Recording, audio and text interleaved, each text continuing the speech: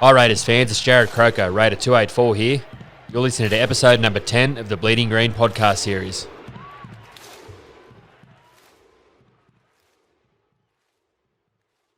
Well, Tim Sheens, it's an enormous pleasure for me, and not to mention a little bit nostalgic, to be interviewing you in the Bleeding Green interviews series. You finally got me to come down. Absolutely. Sarah and I have been working on this for a while. Just in time. No, we were absolutely thrilled. Apologies for that. Not a problem at all. We've done 6 so far. I've enjoyed them all. I hope that the populace will as well. And I'm certain that this will be no different. But it is number 7 of 10. We Sarah and I hope that there will be another 10 that follow. But in the case of the 10 being interviewed in this first series, they really are legends, as it were, the most important people for the foundations of the club and, of course, the progress of the club. So welcome to the Bleeding Green interviews. Thank you. Now, I'm going to take you a long way back. And the first question would be, how important was it for you to be growing up in the Penrith area in the 1950s and 60s? And I guess subsidiary question, was it a bit like a country town back then, or a country area? Well, certainly Penrith in those days, there was no freeway, so it was a Great Western Highway, so it was forever to get out there and forever to get back with the traffic. So, I remember footy teams, we used to always play Sunday. So coming out with the traffic, going up the mountains and then going home with the traffic didn't encourage people to want to come and play at our club, but no, it was a smallish town, but it was still technically a city. But it grew exponentially through the 70s, in particular, with young people looking for houses coming out of Sydney. Because I was a real estate agent as well when I played, and I sold a heap of stuff, all the South Penrith areas and so on, just grew and grew and grew because young people coming out to find the quarter acre and the house and the new house. So I saw it at Campbelltown as well, down south, so the areas are just expanded exponentially, and now of course, it's huge out that way, Penrith. Yeah. I'll take you back one more time, and that is just in terms of your footy as a kid. Was it pretty much inevitable that you would play footy early in league, or was it something, how did that work? And I'll get to some Gregory's in a moment, but let's take the early. I was Catholic school educated, so primary school was the nuns, and at St Nicholas, and we played rugby league, but Penrith wasn't on the television, or to any great degree did I know anything much except St George, who won all those competitions. So we knew about that. Yeah. But no one took any notice of the competition in those days. It was, I think, about 8 teams playing still and so on. So, but I did play, and then I went to St Dominic's, which opened in 1960, and they played rugby league there. Did you follow any club, can I ask, at that age? I didn't, no. Penrith when it first came in. I was at the first game, 67. So when they came in, everyone started to follow the league because we had a team.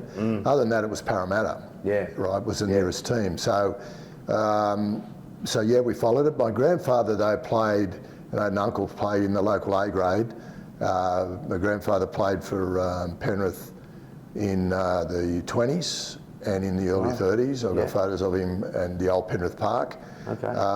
But they were Western Suburbs juniors technically in those days. It was Western Districts, so there was no Parramatta either. So that's how far back my grandfather went. So he encouraged me to play rugby league. Right. So, and at St Dom's they played rugby league, so I automatically jumped in.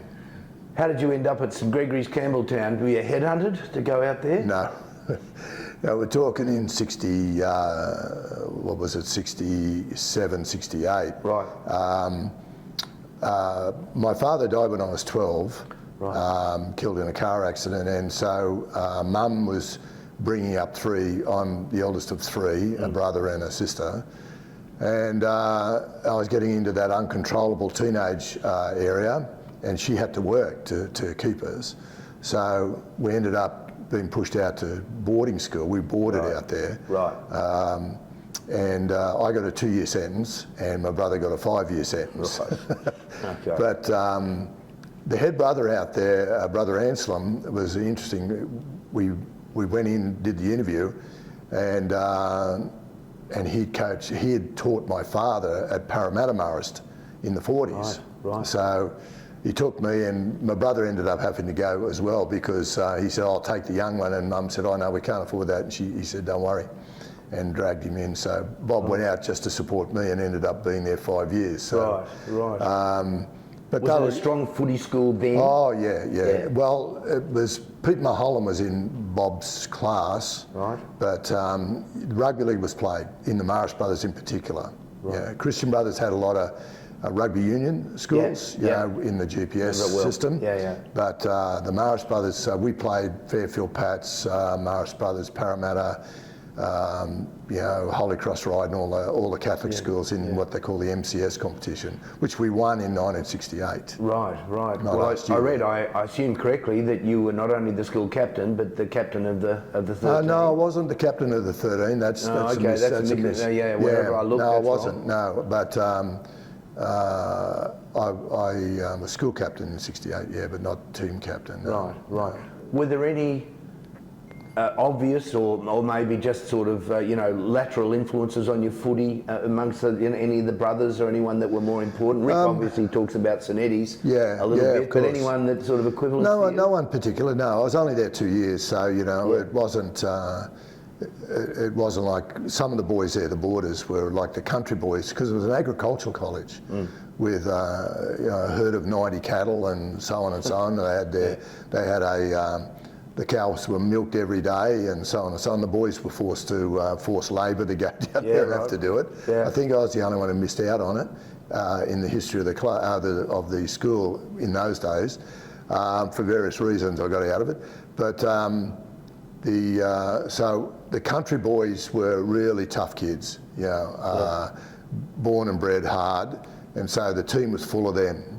We had a few city boys, but it was full of country boys, and they played tough. They played tough footy in the bush. And so bush footy was still mightily strong. It was, in those years, for sure. Particularly with down in that area out at Wagga Way and all the other areas that fed St Gregory's. Yeah. Were you a front rower in the earliest point, or did you move? What was the evolution of positions? I was 5'8" all my career as a schoolboy. Okay. Played some forwards at St Greg's, but basically 5'8", so that's where my propensity to play an outside back game in my coaching area became part of that history from when I was younger. But I went to grade, and I was graded at Penrith in 1970, and the coach at the time, Leo Trevina, said, you're too slow for backs, but we'll put you in the forward. So they put me in the second row. From the second row, the next coach came along, and I had quite a few in those years. Bobby Boland was a front rower, and he said, back rowers are a dime a dozen, so we'll put you in the front row and you get more first grade, which in fact ended up happening. One of the stats that was down in one of the sheets that I saw had you at 5'10", and I think about playing weight, about 100 kegs. Were you? That's solid. Yeah. Solid, yeah. Oh, well, that's what they said. I was big enough to play forwards, but not fast enough to play backs. Right. But in the scheme of things, some of the front rowers, I played a lot of footy against Beatson and O'Reilly and Sattler and O'Neill in their later days. So they were bigger than me, but there wasn't weights or things like that. It was a natural size. The sort of training you did wasn't to build mass on your body.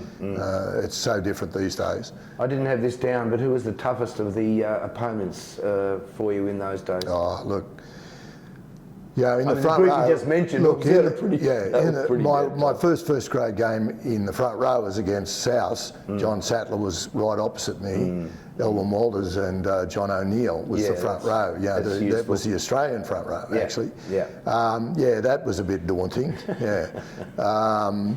So the scrums were fair dinkum in those days, and you got hit if you weren't looking. Yeah. There were some cheap shots thrown in those days. Yeah. And no one saw them because there was no TV replay. Yeah. And the touch judges were watching the game, not in the backfield. So there was a lot of stuff done off the ball. You had to watch yourself coming in and out of scrums, that's for sure. Yeah. But the scrum impact was strong. You walk from me to you into the scrum, clashed heads. A lot of the guys have finished up with dementia and things. They all think it's from head knocks, but we used to do roughly 25 scrums a game and repack every one of them at least once. And they were competitive, as we remember. Too well. That's what I say. Until John Farragher at Penrith was put in a wheelchair, they made us get closer and walk in one pace and put your head. We were headbutting like billy goats coming from a distance and crashing into one another. So, and then when the scrum collapsed, that's when guys got hurt. Yeah. You played, I hope this is right, I'm pretty sure it is, 166 games for Penrith.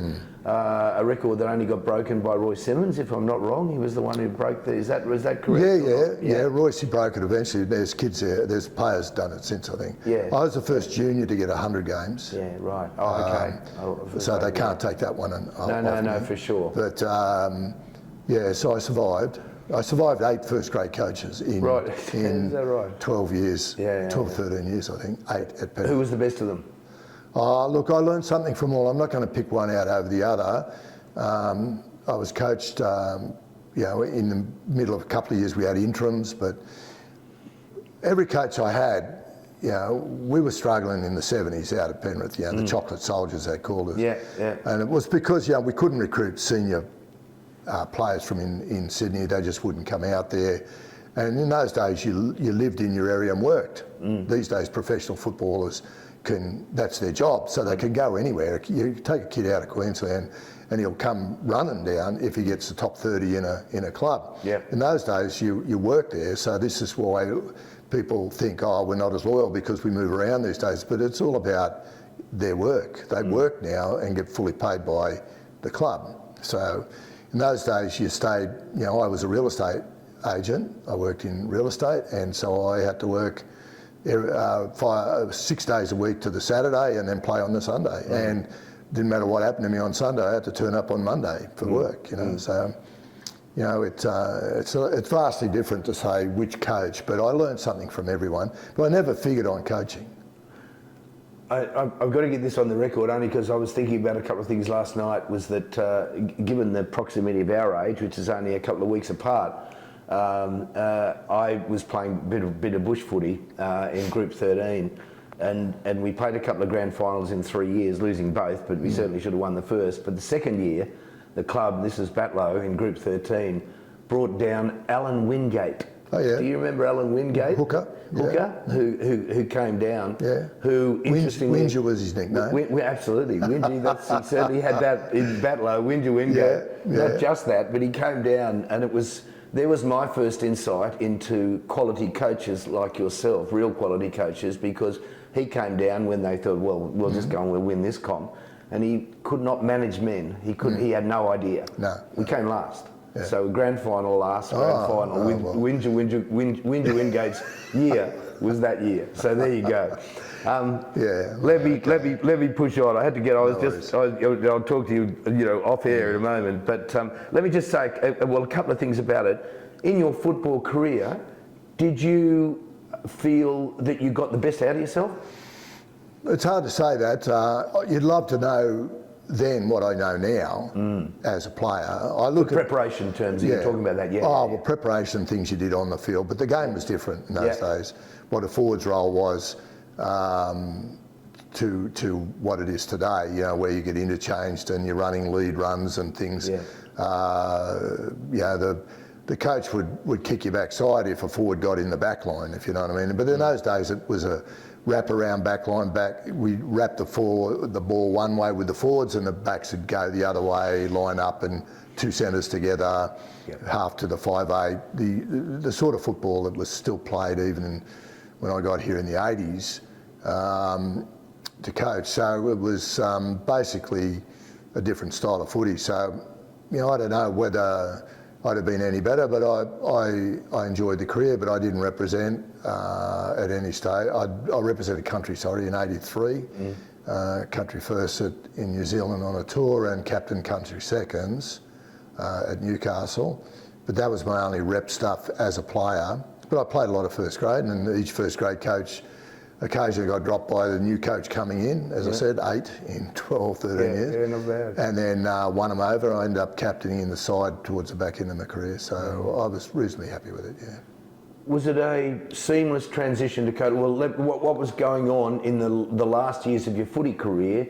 Were you thinking coaching at that point in time that you would go into it? And what happened? What brought you? Well, the story, I'll try and get through it quickly. 82, I got let go by the club. I was 32, and that stage, when you get to that sort of age, in the old days, it was see you later. So I went to Campbelltown and played in Group 6, and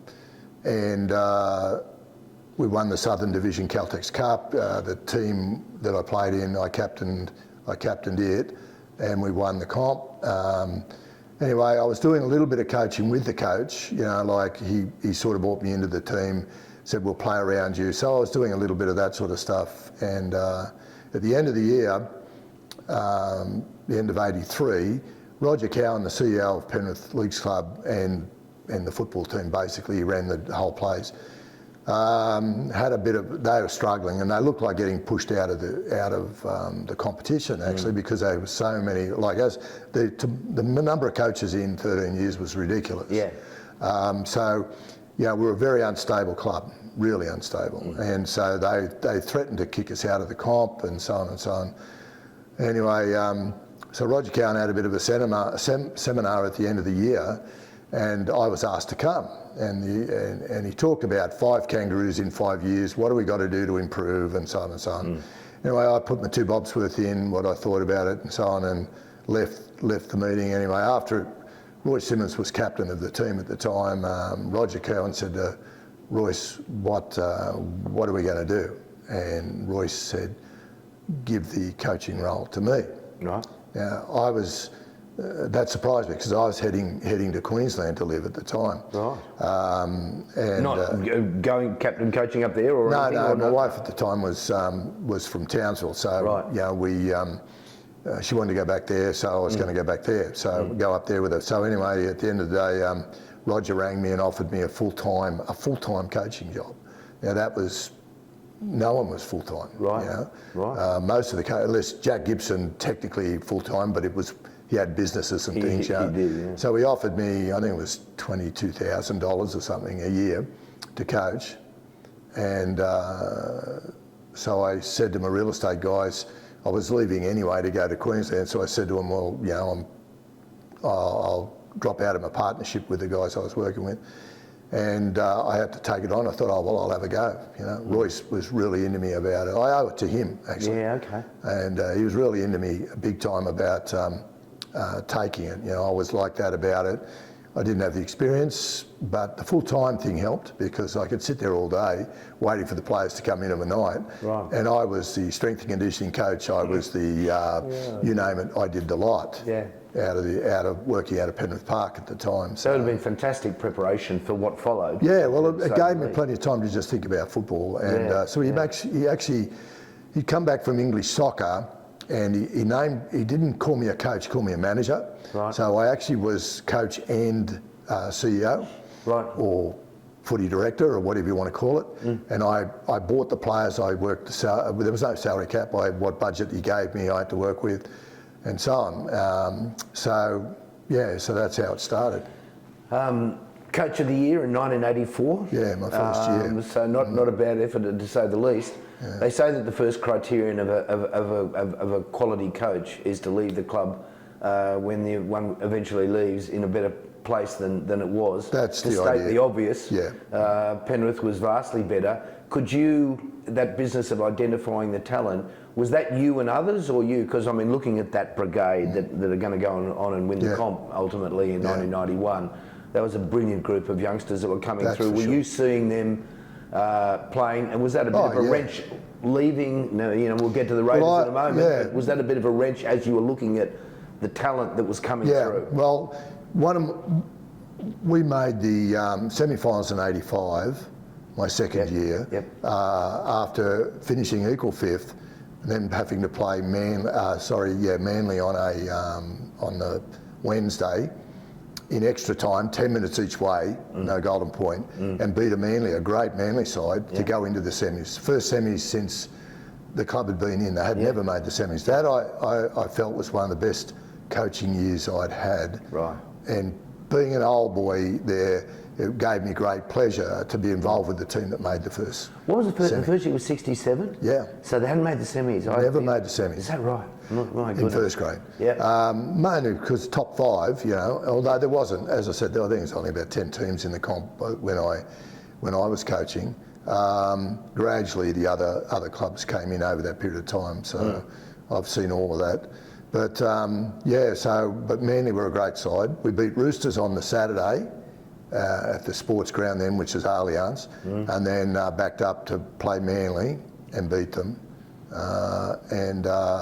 Parramatta took us apart on the Saturday, which probably was expected, went on to win the grand final, I think, in '85. Yeah.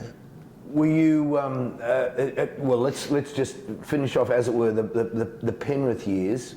What were the circumstances that had you thinking about perhaps leaving Penrith? Yeah. And couldn't. And I suppose the second part of that would be: were you daunted in any way coming into the Raiders in 1988 after 1987? Tell us a bit about that period. Well, with Penrith, Penrith had no money. Roger Cowan had just bought 200 acres and had put a brand new club on it. So that was, and we moved in there in '84, my first year of coaching. Halfway through '84, we moved to the new club, and he had a $100 million bloody debt, right? So we actually, our first, I recruited all the players. We identified them pretty much through the coaching staff and so they're all locals. We had very few imports at all. So it was a very young team, and Royce led them really gallantly from hooker, but he wasn't that old at that point either. So anyway, we had to offer that. We had no sign-ons. I think I had 7 players on contract after that meeting, and they offered me the coaching gig. There were only 7, and it was end of November. So most clubs that were finished were in training. The club hadn't even started pre-season training. So we had some trials, and out of the trials, I went from 7 to 52 players out of the trials because you had 3 grades to bring together. So anyway, so Roger, we gave the players $1,000 a game, win, lose or draw. That sounds a lot of money in those days, but there was no sign-on, except for those 7 players. They were the only ones who got a sign-on. I think Royce, I don't think you remind me telling people, I think he was on $22,000 or $24,000 as a contract, but he was the highest paid player in the club. And so Greg Alexander played for match payments, basically, in his first couple of years. But you had to play every game to make $22,000, where Royce had already made it, So that we weren't going anywhere by way of money. Roger said to me, "Look, Tim, 5 years, I'll buy you Wally Lewis, and you can put him on the bench if you want," right? And he was true to the fact. But in 4 years of coaching, I felt stale. I felt we weren't going.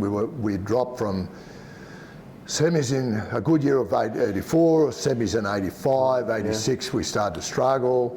And 87. So I said to Roger, '87 would be my last year, start of the season, and I had no plans other than I'll go back to real estate. So at that point, you hadn't talked to any clubs? No. How it ended up with the Raiders, if we then cross over, was obviously Wayne Bennett was coaching in '87 with Don, and Wayne was then approached by the new franchise Broncos, who were coming in '88. So Wayne, there was going to be a spot there, and Don was talking retirement.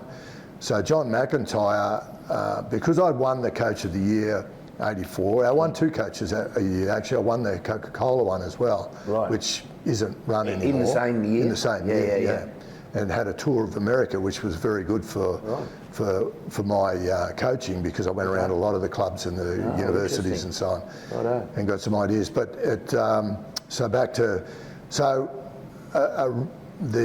Tony Adams, who's the mole at the moment, was a journo, and was talking to John McIntyre, and Tony used to have to come out to our club because the junior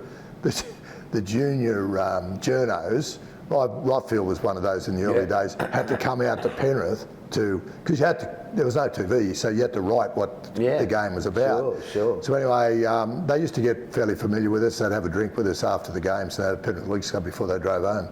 Anyway, so he ended up recommending, he heard John was looking for someone, so he recommended me.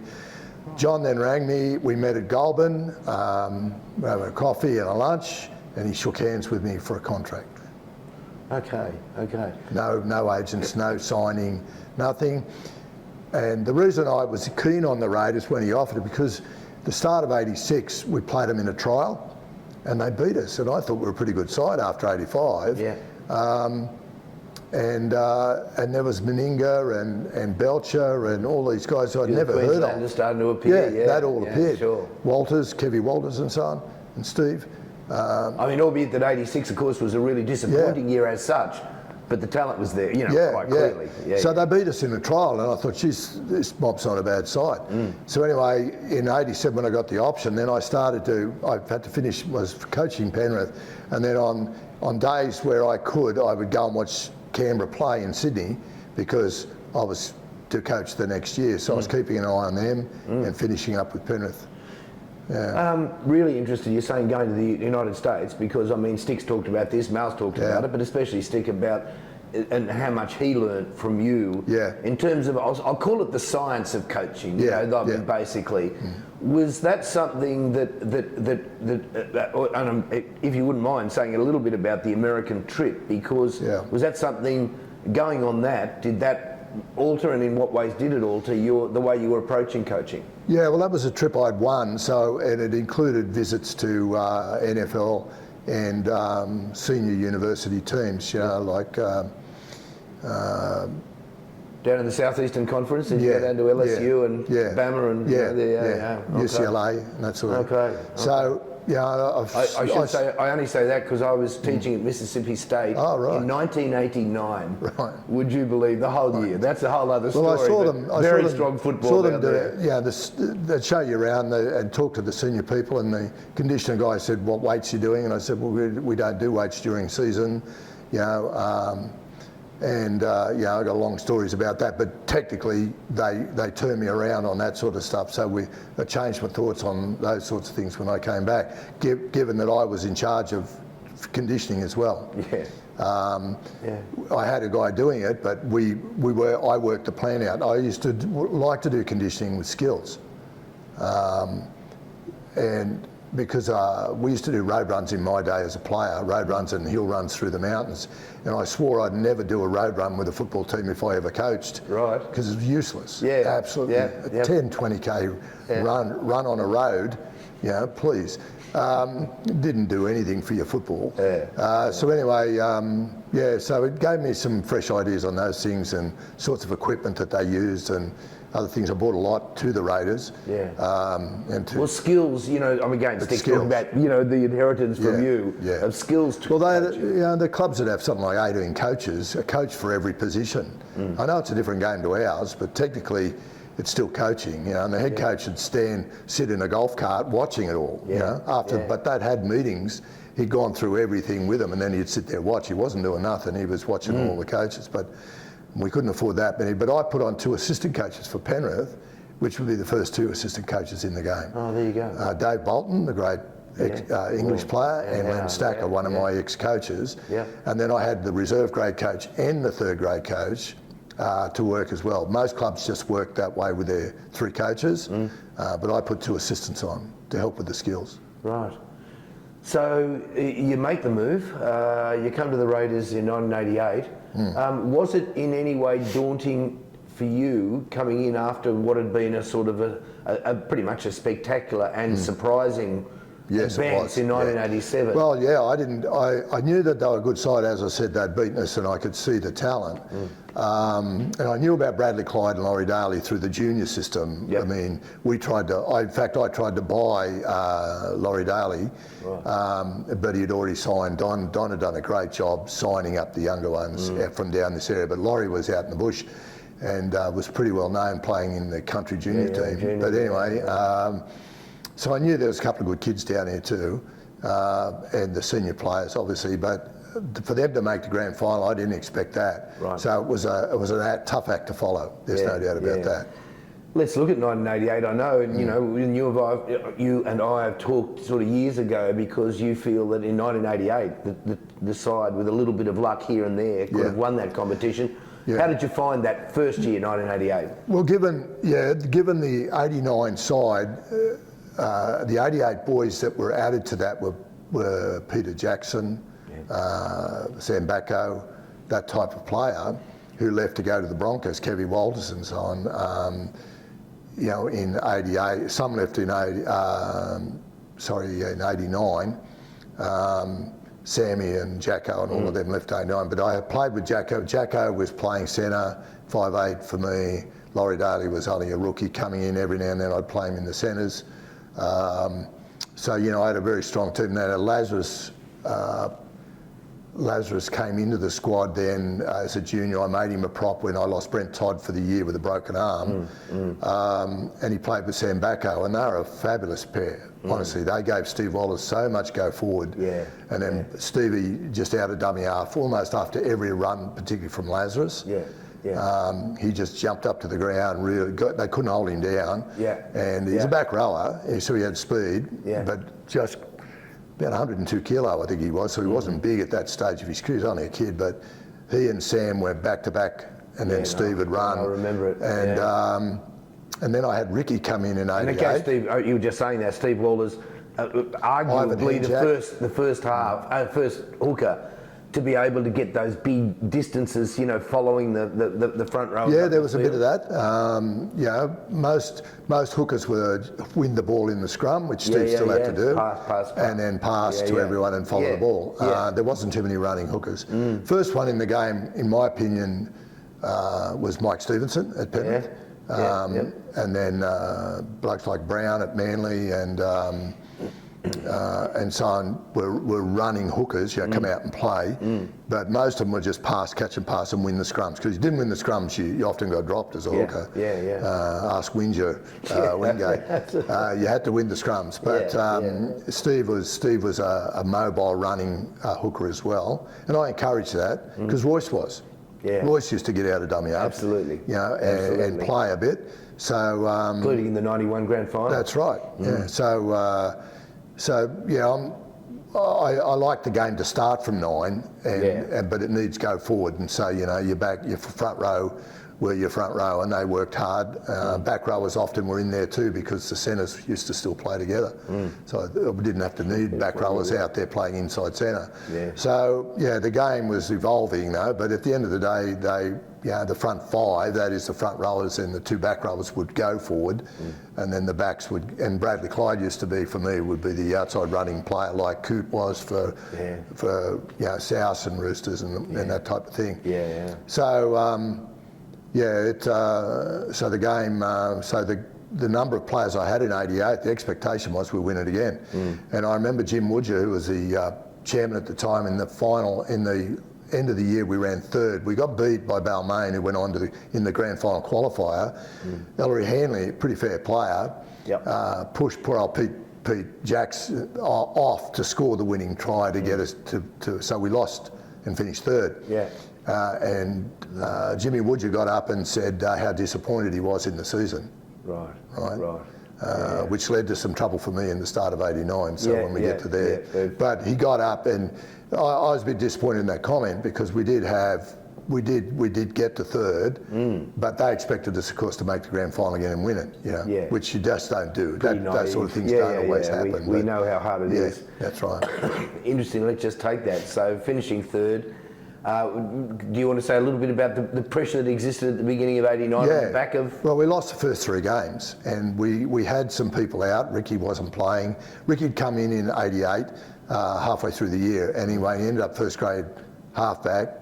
Ivan Henjak never spoke to me again, and Chrissy O'Sullivan was filthy because he'd been moved to 6 and all that sort of thing. Kevy Walters had left the club and gone to Broncos, right? So, but Rick's game suited the sort of game we needed to play, the long pass in the kicking game. So anyway, we lost the first 3, and there was a meeting at the board to get rid of me. Is that right? Yeah. And it was pushed by a number of board members. I won't name the names. Right. But then we won the next 5 to 7 games, I think. And then it was a slump again, wasn't it? It was sort of we beat East by a point, 9-8, to get our first win at game 4. And then we went on to win the next 5, I think. 4 of them were at Seaford. And we got a run on. Then we went from 12th after round 3 to 4th. Right? Third or fourth or something. And then we stayed pretty much in that area for most of the year and got better and better as the year went on. So I actually asked to meet the board after we got 5 wins in a row. And John McIntyre, God love him, said to me, "Why, Tim?" And I wouldn't tell him. I said, I want to meet the board. I want to go to the board meeting. And so I did. And Les McIntyre was the chairman. And Les, I remember I was at one end of the table and he was at the other. And he wasn't at that meeting which discussed to move me. So anyway, I said, now that we're running in the top 5, does anyone still want to move me? And Les said, what are you talking about? Well, you should have seen some of the board members were. And Les sat there and said, well, ever I'm in this seat, you'll be coach. So that was it. That shut him down. So we went on, obviously, to have a good year, but lots of little things went our way, but we finally put the team together with the half 5'8" combination of Rick and Sully that year. Laurie was playing utility centre / lock forward, even some fullback, developing as a young guy. And Lazarus and Toddy were playing front row. Toddy come back to play. And Dean Lance, Gary Coyne, and a young Bradley Clyde. It was a terrific side. At what point did you feel that there was or did you feel throughout the season that there was a genuine chance that this side could win the competition in '89? I deliberately said to the players, don't even think about it, and I wasn't thinking about it either because of '88. It just took 1 game to finish us in the semis. So, and we came in, I think 5th, didn't we, or thereabouts? Yeah, it was 4th or 5th. And so we had to come. We're the first team to win it outside the Sydney area.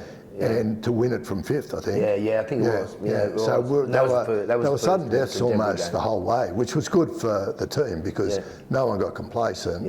And we weren't complacent because we were every game we won. Everyone said, our forwards aren't good enough. It's a backline team, which was where we were playing, but forwards were better than the people thought, and all of them ended up representing Gary Coyne and Clydie and Lazarus and all. Well, I do remember, as he's done since, that Phil Gould was saying the forwards weren't good enough. Oh, everyone said throughout 1989. South had a massive pack. They finished first, I think. Balmain. Look, if I were coaching them, I'd have coached a tough forward game. But we had a mobile group of forwards. Clydie was like a back. I played him out on the edge. So we had a really, we played, my philosophy is always to play with the players you've got, you know. And I'd inherited a team that had a good back line, so I wanted them to have plenty of ball, You give Chica some ball and Gary Belcher and all of those players, Mal. And Laurie turned into a pretty fair centre too, as well as then eventually got to 5'8" where he wanted to play. So, Tim, the '89 grand final, it's still regarded by most as the finest grand final ever played. Till last year's Penrith one, I think. Well, that was a great game. I would have thought the North Queensland 2015, you make a pretty good case for 2015, I think. But I mean, '89 holds up for all the reasons that we know. But let's just deconstruct it slightly. Mal's talked about, and indeed I put it in the book, the note entire was Father John Woods, who you would know and certainly would have known well in the Raider years. He married half the Raiders players in those days. Is it? Yeah, absolutely. Yeah. No, he's, and of course he's still, to say the least, active. Yeah. But that note it's the kind of stuff almost that myth is made of. Yeah. You know what I mean? In the actual wording of it, which was extraordinary. But I mean, to have that as the start, did you have any engagement with that note? Well, I mean, I'm just interested. I've heard from Mal on this, and Mal reading it. Do you remember it at all, or was it something with sort of Mal and the players? It was more for the players. I can't remember whether Father, and I have to say Father because I'm Catholic. It doesn't sit with me to call him Woodsy or something, although that's what we used to call him. But no, but he wanted to put in. He'd been very, very good to the team and the club, and the boys really, spoke well of him and still do. One of the finer chaplains that I think, if you talk about sporting chaplains, that I've ever worked with. But I left it mainly to them. Yeah. It was one of those things that, he asked Mal to read it, Mal wanted to read it, and so it worked out okay. I think it dragged the emotion a bit, but I was always very wary about the emotions of the team. For instance, we didn't do a through the city tour in '89 or any of that sort of stuff. I wouldn't let them do any of that. And the club wasn't very happy about it. They wanted to present the team and so on and so on. I wanted to keep them grounded and thinking about footy. It's a game of footy to win. So, but that little emotional kick never hurts. But you don't need to be over the top. It's a fine line. But it wasn't meant to be that anyway. And I was controlling the narrative as far as their emotions were concerned about the game. But that was just a nice little something for them, I think. So we get to half time and the Raiders are down, but had played a half that was, to say that, I mean, some people wrote at the time that the Raiders were better in the first half than the opposition. It's exactly Again, Sticks talked about the way, what you always said, which was that if the team was playing well, there wasn't too much to say at half time. It was a case of continuing that. So that in fact, not a whole lot was said at half time. No. Was that the case? No, I let them, the first thing I learned was to let them rest first. You don't go talking when they first come in, and you might walk around and talk to a couple of the key guys, the spine players and so on, about what they think from their view to determine whether or not that's the same view as me as coach. Basically you'd speak to the captain, you speak to your spine and a couple of other key players before you actually have your say, and you let them recover. First of all, check their injuries, and if everyone's fine and everyone's settled, they've got plenty of fluid in them, then give them a couple of things to remember. You can't remember 10 things, Absolutely. And particularly in the heat of the moment sort of with the game. Yeah, sure. So it's one or two things max, and it's usually team goal. We used to have team goals that were, say, quick play the ball, because everyone in the team was going to play the ball, or kick chase.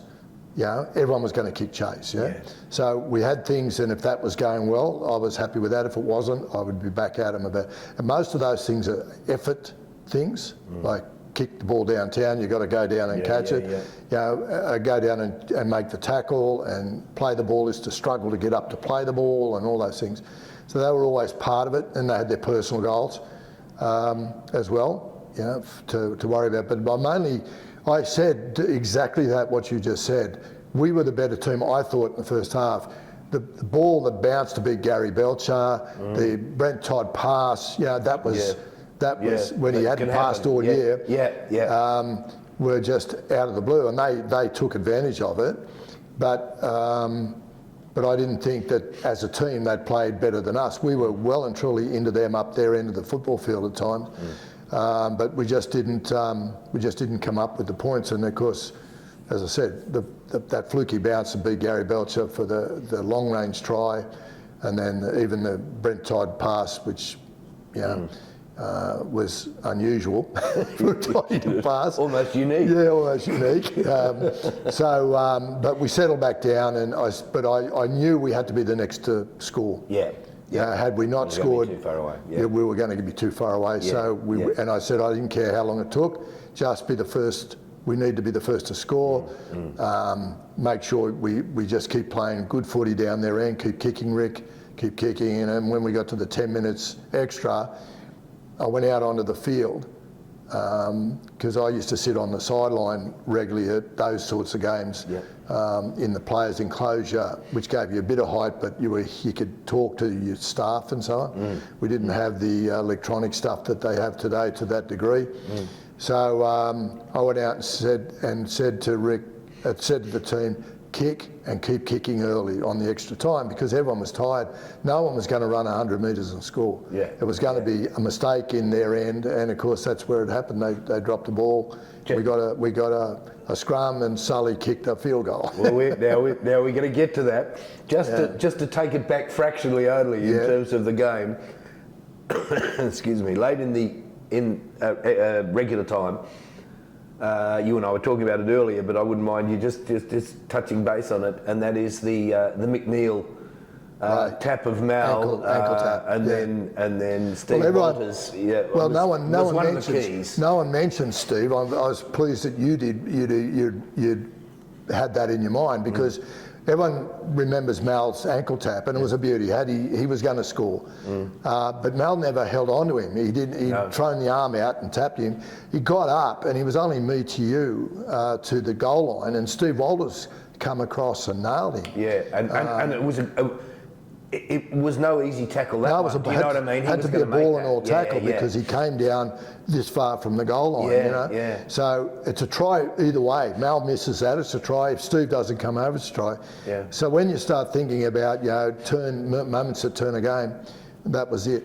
Yeah, it seems Mal talked about it and gave Steve Walters full credit. Yeah, did he? Oh, that's good. Yeah, absolutely. Yeah, because most people miss that. No, they mentioned with Mal. And let's go to that wonderful last few seconds of regular time. Yeah. When Sully, from memory, kicks just basically a kick and hope at that point. Yeah. Really, we get a bounce that ends up with Laurie. He'd actually told him what he did. He had a little signal behind his back. If you watch his hand, and he's a dummy half, I think, from memory. I think he was. Yeah, and he stepped out and just put it up. Where all the halfbacks put it up these days, right in front of the post or near the post, inside the field of play, so it wasn't, a 20-metre restart, although I don't think 20-metre restarts were in the game then at that time. Right. And we've done a lot of work on different types of passes. I liken rugby league to like golf or tennis, the different types of golf shots you've got to use in a game, the different sort of balls you've got to hit in a tennis game, and the type of passes. So we used to do a lot of flick passes, pitch passes over the top and so on, and Laurie went up for it and pitched it to Ricky, who threw the long ball to get Chicker into, I think, who did he hit? I can't think now. Was it Gary who turned it inside to Chicker? Well, Chicker got it out wide, because certainly in scoring the try, which I wrote about in Absolutely Bleeding Green, the history of the club, was one step, two steps in, third one was burrowing, basically, and duck under. His left foot step, and then the duck under, and someone got on the back of him and pushed him too, just quite. It was Jacko, I think. Jacko was it was Jacko. And added some extra weight to little Chicker. No. But that brought it back to the post. He's a clever player, Johnny Ferguson. Yeah. He was very, very good at bringing it around under the post for the goal kickers. Yeah. God love him, Mal wasn't that accurate. No. With the toe poke. Except when there was a big kick. He was very good in the pressure kicks. Well, the last kick, the kick for Chicker. I know. He kicked it very quickly because he said to me, I didn't want to think about it, I would have missed it. He talked about that in the interview as well. He said he wanted to get it away as soon as he possibly could, which he did. Well, Chicker had a habit of running into the in goal and then running along the dead ball line to improve, right? And regularly people would get a hand to him. Yep. I used to say, Chick, just put it down. Yeah. He said, oh no, I got to improve it, because somewhere in his career the coach had said, bring it round, like if you're out. Of course, if you're just able to do it, can bring it round. So, but he used to go and run along the dead ball line. Right. I can show you dozens of examples of it. I've forgotten that. And guys grasping at me there. But he was a great finisher, a great finisher. So that try and the kick for goal, there was only a few minutes to go before we got to extra time. Well, we go into extra time. Gary Jack fumbles, we get a scrum. And I've got to get you on the record here because I've already got Mal on the record and I've already got Stick on the record. And I've had Sully at moments on the record as well. Because I believe the call is Angel, was it not? Yes. That he called it, and as Stick talked about it, which is that Sully said it's on, that's what I'm doing. And Stick finally, in no uncertain terms, says you've got to tell the boss, or out wide. And so Mal hears about it, and they both say, needless to say, both say no. That's right. What were you thinking? Did you know it was on sort of seconds earlier? No way in a million years did I know. There's no communication from the field in that regard. But as you're looking at it, because that's and to say the least, as I said, as a matter of fact, I just got some stuff to him only a couple of weeks ago. We were talking about it again. That kick, I regard that as the absolute critical moment. If he misses that kick, then you'd create a strong argument, I think, for the momentum the Tigers would have bounced. But to kick that broke their hearts, but also the way in which it occurred. I mean, it was such. That must be one of the bravest calls I've seen in a grand final. He took it upon himself, and mad. I mean, straight on. What did you think? What did you think? Sully was one of those players that played his own game somewhat. Very determined, very competitive in every way. You know, when he played halfback, he gave them hell, and when he was even 5'8", he gave them hell. He even found a patch of dirt. Did they tell you that? No. Sully, he actually was standing where, because the field had been used all year, right? Yeah. He found a piece of grass. That's so right. And stood near it, and because it was a toe poke. It wasn't. It was a toe poke style, not around the corner style. He just popped it like that. Anyway. Ricky said to me, I said no to him, and he did it anyway, and Rex Mossop makes the comment about, maybe that's a bit early, blah, blah, blah. However, it did put us in front for the first time. Yeah. Right? And you could see them. Well, we just caught them, with that try from John, and Mal kicked a pressure goal.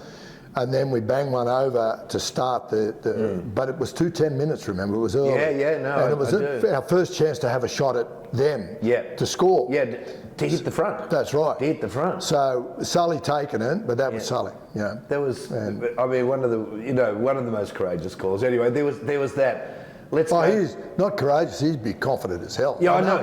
Totally. I mean, that's, and we know that with footballers, the very best take it upon themselves. Do you know what I mean? Right. And if you weren't confident, you were thinking, do I, don't I, to win a game. It wasn't to win the game, it wasn't going to lose the game, but it did nudge us in front. Yeah. Well, I should add, and you know this, that Mel, when we were talking, I interviewed him, said, I knew that if we had 6 tackles, we're going to score. So he was not happy.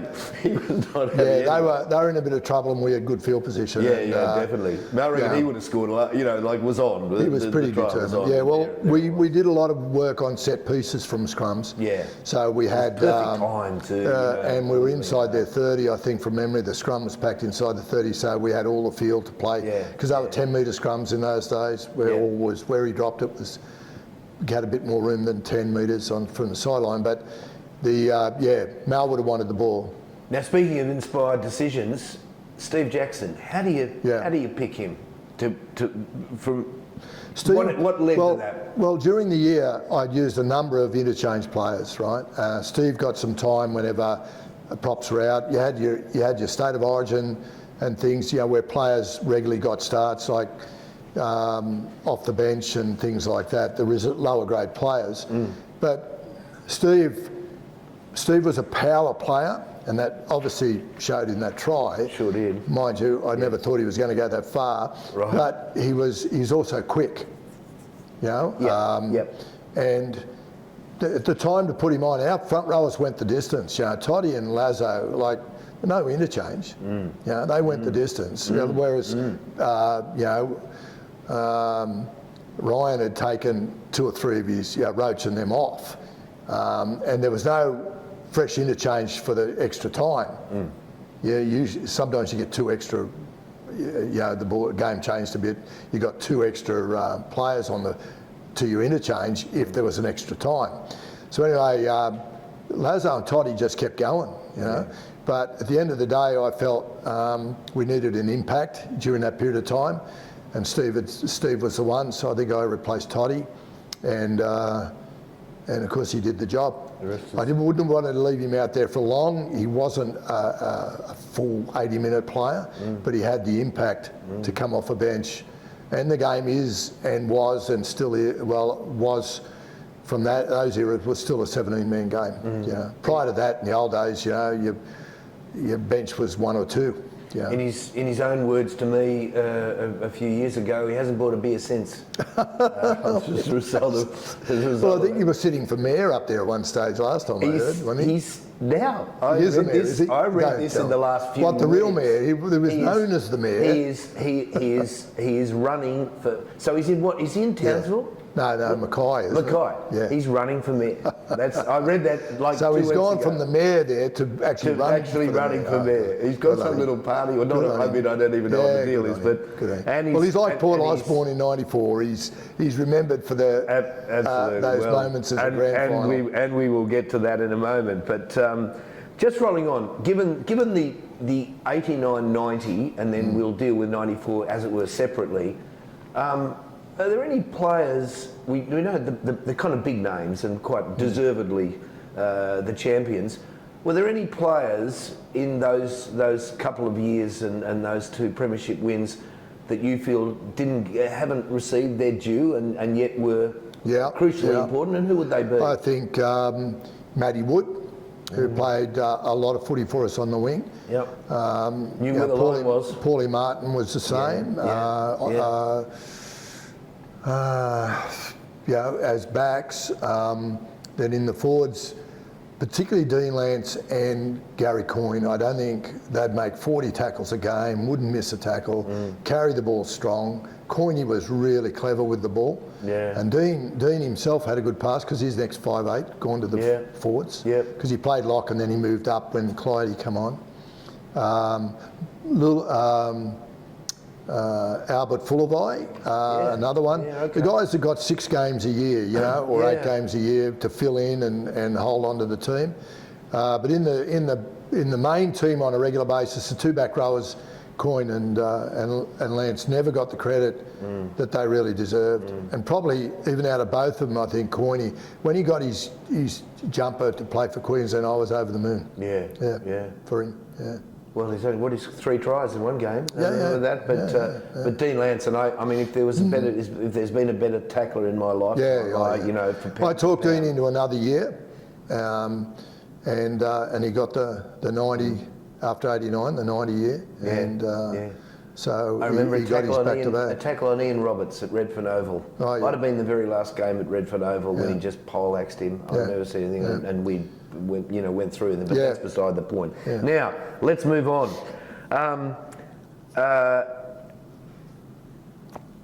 Were you conscious in 89-90 that and actively making it happen, that the Raiders, as I've always felt, were changing the way football was being played? That is to say, and you've got to have the players, of course. If you're going to play an attacking brand of football, then you've got to have the players who can attack. But there was something special about those years that people other than myself have talked about, of the Raiders introducing a new style to football. Was that a conscious thing? I don't know about just because of the players? I don't know about a new style, but the back lines were still used, but we just had a special back line. We had a delivery from 9 See, the hookers, the torpedo pass wasn't popular for years in the game. I mean, Greg Alexander could throw it right to left, couldn't throw it left to right. Roy Simmons had to turn his body to throw a right to left. Whereas Steve Walters could throw a ball almost as far as Ricky, left to right and right to left. Right. And then Ricky could transfer it another 20, 30 metres if you had to. So when you got a team with Gary Belcher at fullback and Chica and Peter Jackson in the early days, with Laurie Daly in the centres, with Mal, and the finishing power that we had, you got to play to your strengths.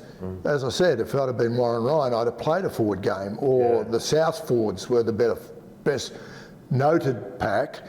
Our guys didn't have because we hadn't done much up to that point. No one really recognised Gary Belcher, and Bradley Clyde was young, Lazarus was young. They didn't recognise them until we did the things of 89, 90. I knew we had a decent group there, and that they were going to get better. They were very young in those early years of 89, 90, 88, 89, 90.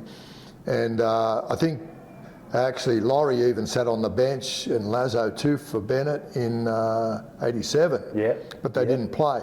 That I can remember. So anyway, it was just one of those things that the younger blokes coming through, I knew that we were getting better, and I picked Ricky as the halfback and lost the other halfbacks after the salary cap thing of 91.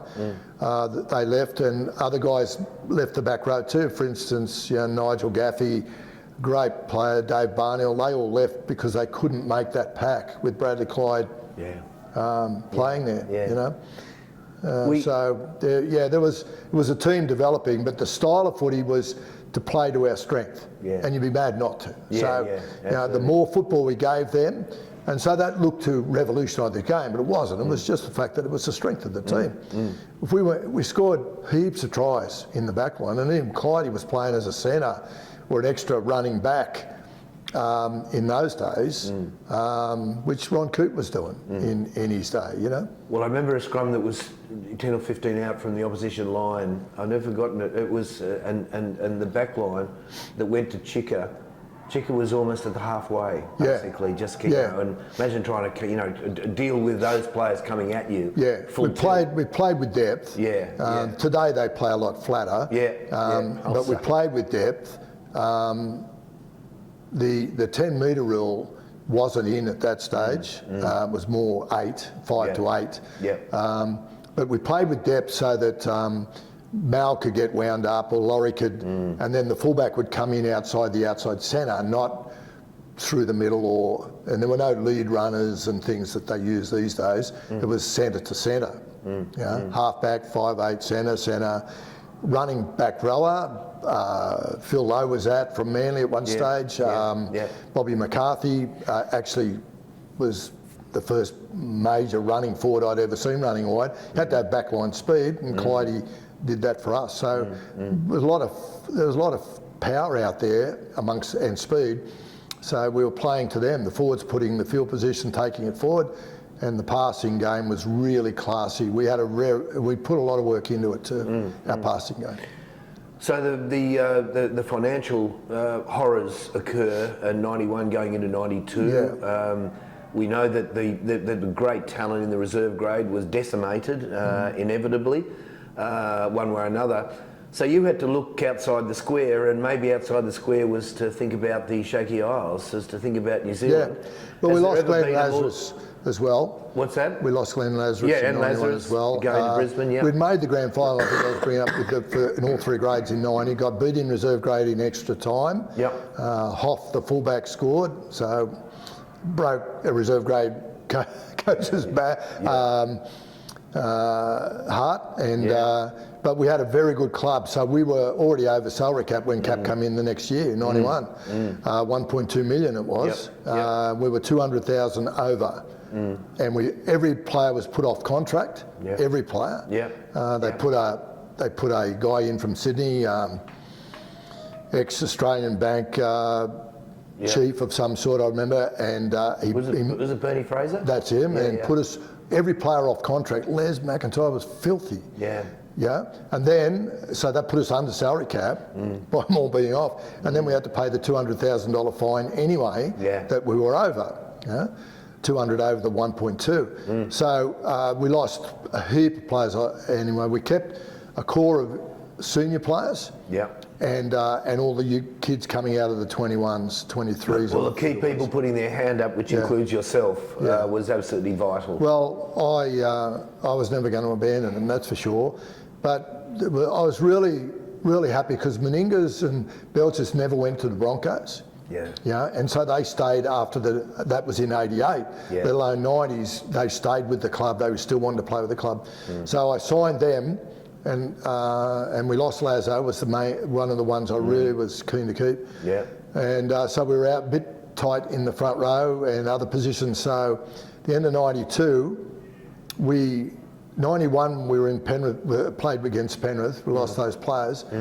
At the end, so I played '92 with a lot of the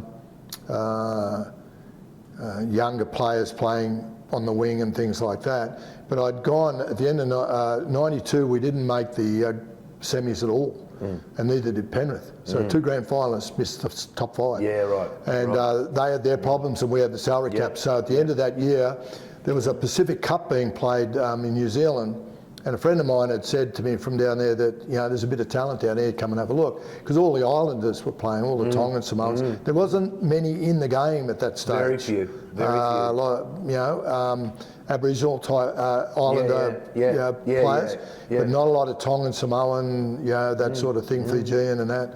So anyway, Dean and I went down, and CEO at the time, Kevin Neal, wasn't really fussed on it because he thought it was a jaunt. Because we took the wives with us, we paid for them, but at the end of the day, the most perceptive of individuals any time. But that's a whole other story. Anyway, I'm not going there. But we went. We went from Bruce Stadium once. We went down. We went down, and it was played all over Auckland area. Yeah. And so we came back with a pretty. There was no managers and no other club down there. Right. So I signed them. We had no money either here. So I signed nearly all of them for $5,000. Right. $5,000 and match payments. And John Lomax held out for 10. Johnny was the tough nut. Anyway, Noah Nadruku played for $5,000 and rent. Right. And so Ruben Wiki, $5,000. So we come back in '92. Quinton Pongia would have been the same. Quinton, No, Quinton was on a bit more. We'd signed Quinton. We'd sort of identified Quinton a little earlier, but I went down to watch him play and then finalised it. So anyway, I did it in the hotel room. They came up and I did the contracts with them, the agreements. Right. Wow. Then they came over after Christmas. We win the pre-season of '92, the '92 comp. 92, 93, 92, yes. Yeah, 92, that's... No, 93, sorry. Right. So 93, I'd gone over after 92, the end of 92. 93, we did the pre-season, we win it. Yep. And it paid probably 10 times what Dean and I had spent to go to New Zealand and the cost of the players. Right. Kevin was quite happy about that and apologised to me about what he had thought. And then we went on. Like, I remember Laurie and Mal saying to me one day, where the hell did you, like the two props after the pre-season? Hard men. They terrorised the pre-season thing. And they said, Laurie and Mal said, where the hell did you find these guys, you know?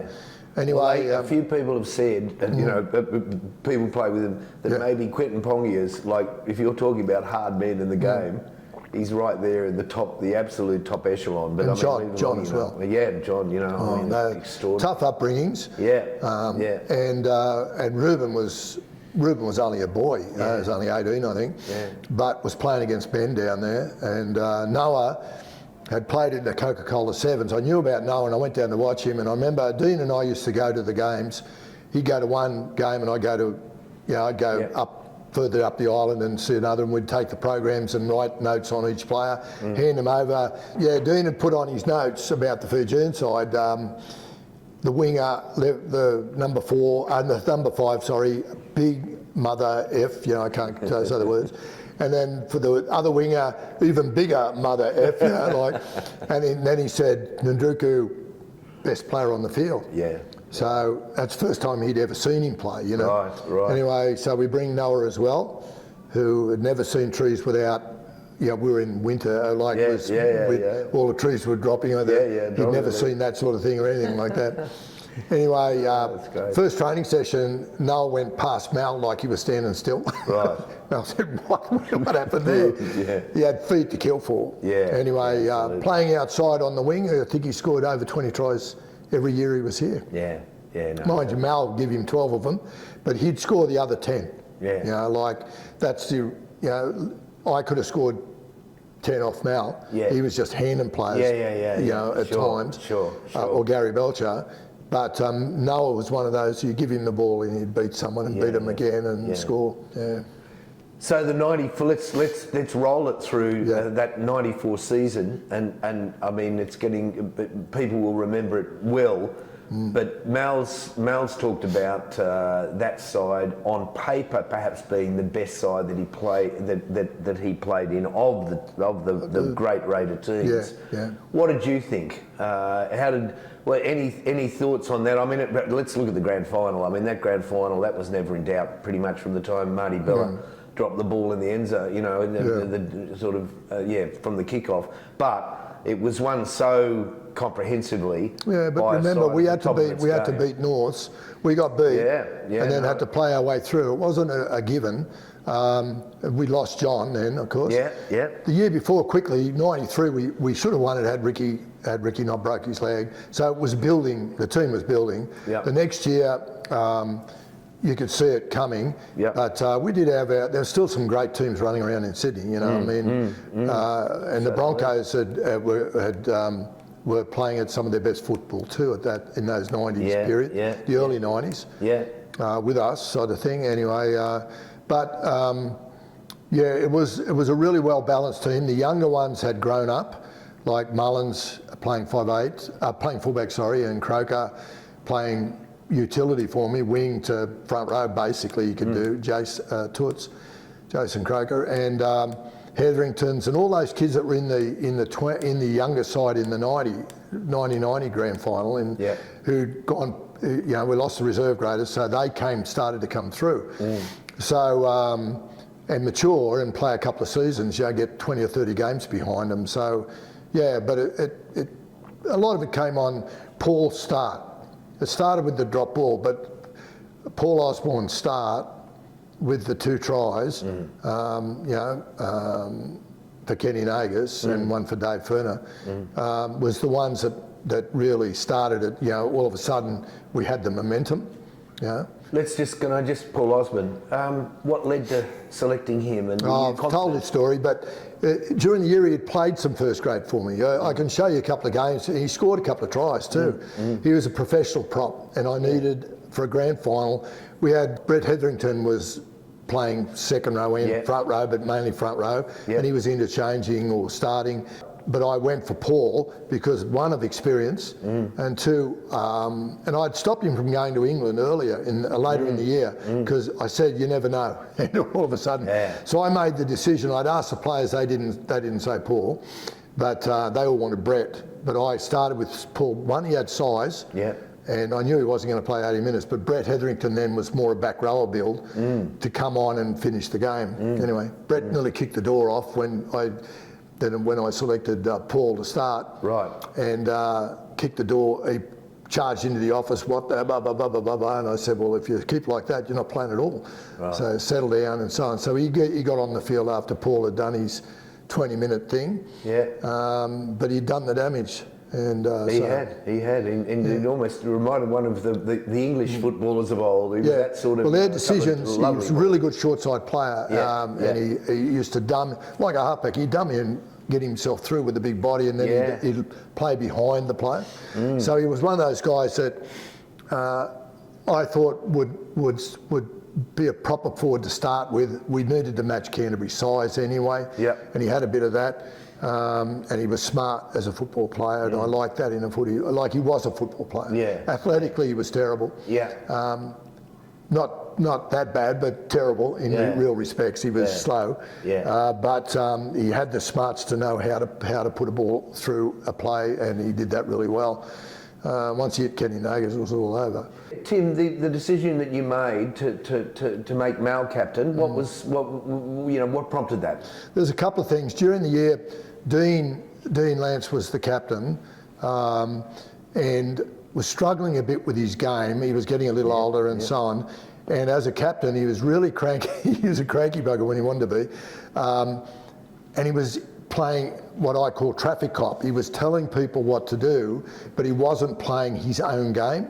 And it's a common problem for captains, like, come on boys, like he's worried about them, and his own game was starting to fall apart. And I thought Mal wasn't getting involved enough. He was getting at the back end of his career as well.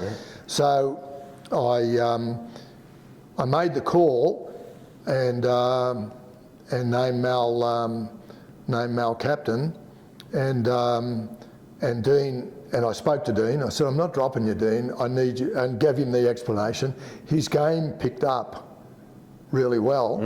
I remember. And Mal's game started as captain. It started at Canterbury at Belmore.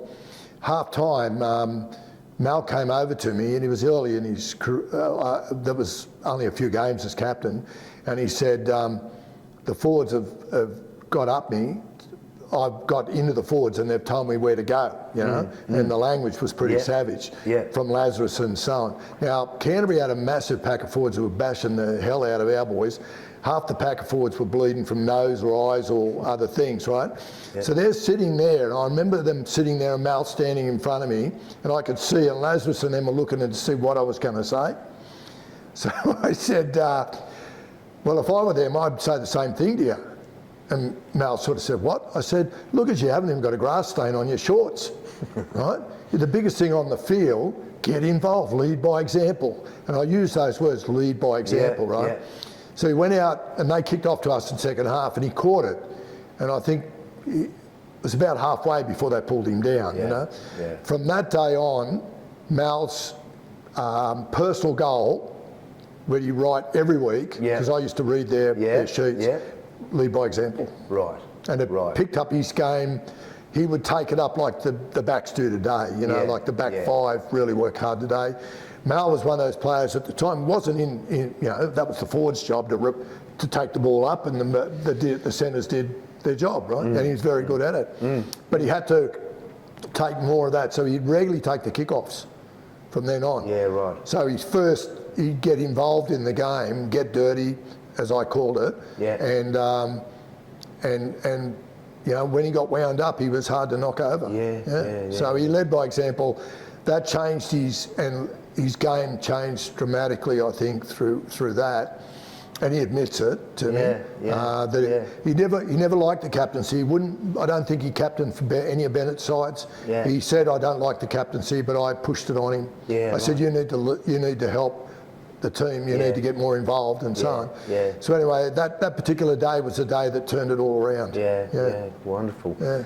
Okay, a few quick questions to wind up, Tim. The first is, and I remember both Rick and Mel this question, what do you regard as the hardest footy? A grand final in NRL, State of Origin, or a test match against the Palmers in England?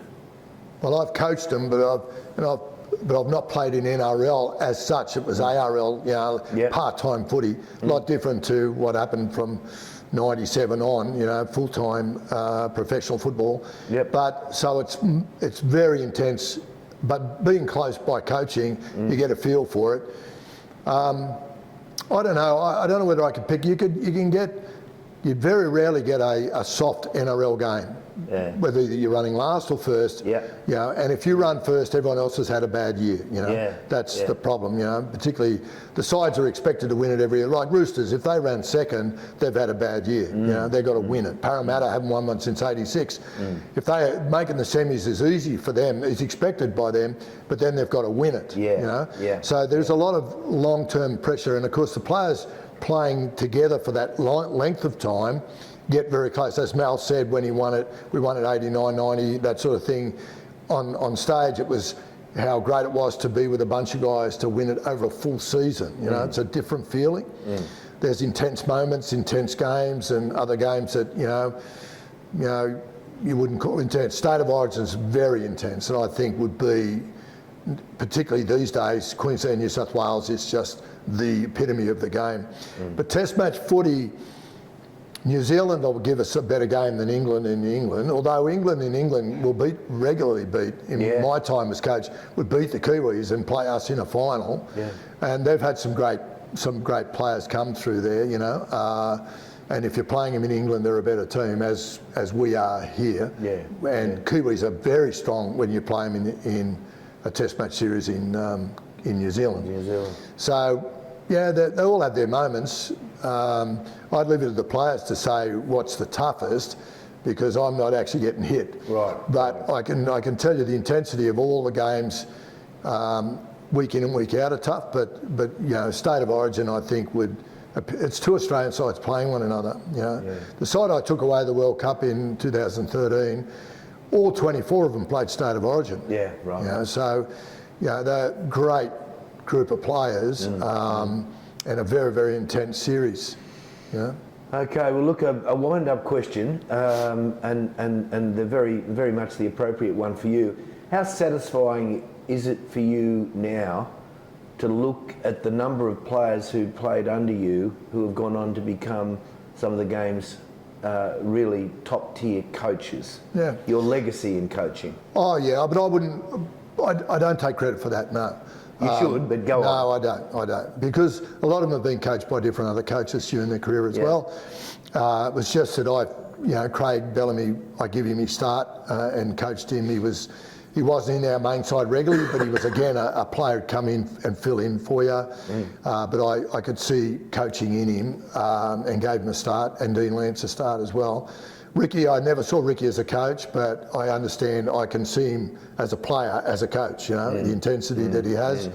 Mal, but Mal didn't have a lot of success, obviously, after me with the side. With the Raiders, but has been a magnificent rep coach, you know, and outstanding.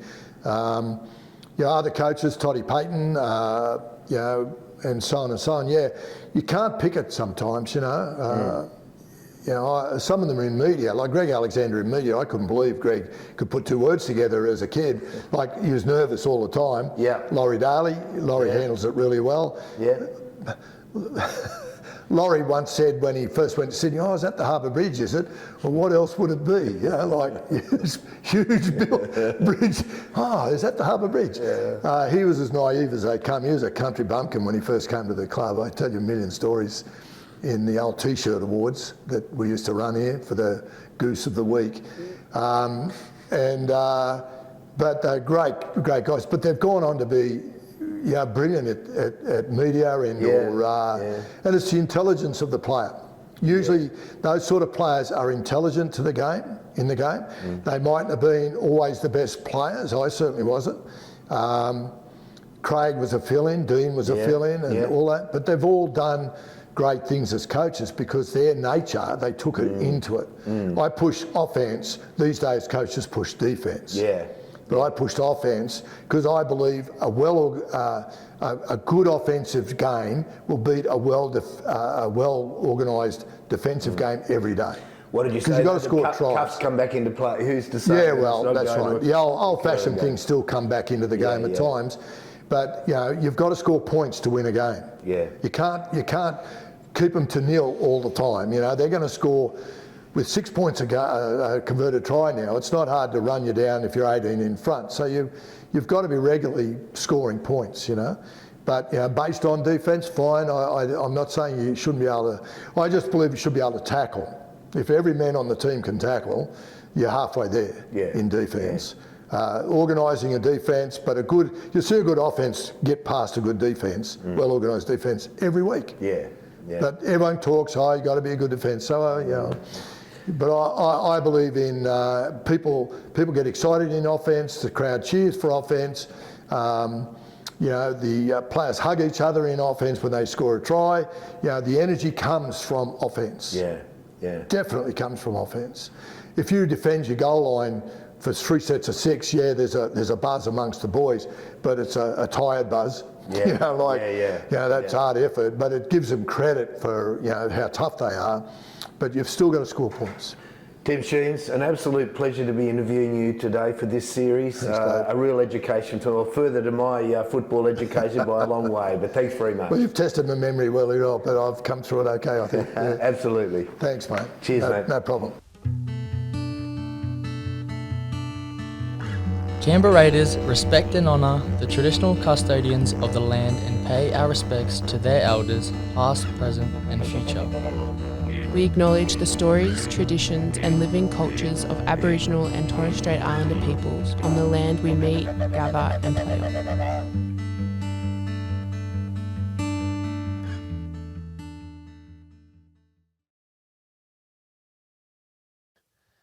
This project was supported with funding made available by the ACT government under the ACT Heritage Grants program.